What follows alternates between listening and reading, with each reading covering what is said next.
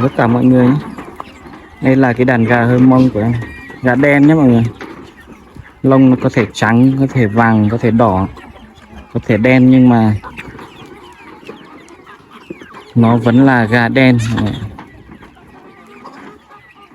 Gà đen xương đen. Cái gà này là gà bản địa nên là cái màu sắc lông của nó sẽ rất là đa dạng luôn mọi người.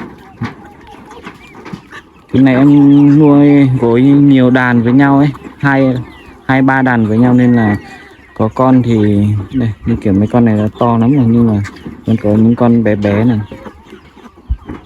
Mấy con to này thì em thiến hết rồi nhé mọi người, nhìn cái màu này nó nhợt nhạt, xong là nhỏ nhỏ này, gần như là mấy con to này là em thiến hết rồi. Đấy, mấy con mà cái màu nó nhợt nhạt, xong nhỏ nhỏ teo teo đi. Còn như kiểu con này thì em vừa mới thiến được 3 hôm thôi này. Còn mấy con mà cái màu nó nhỏ nhỏ lại như kiểu cái con trắng này thì em thiến được gần 2 tuần rồi này.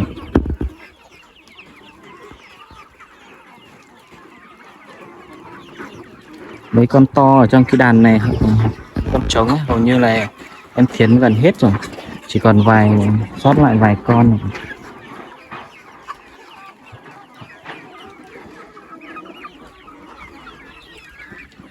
Em vừa cho ăn cả ngô hạt này. Ngô này là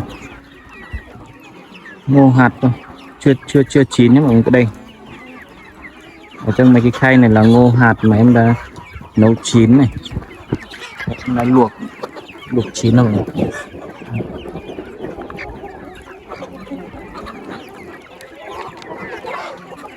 Ngô hạt đây em luộc chín rồi này. Còn ngô mà em vãi dưới đất đấy là ngô, đấy là ngô chưa chín.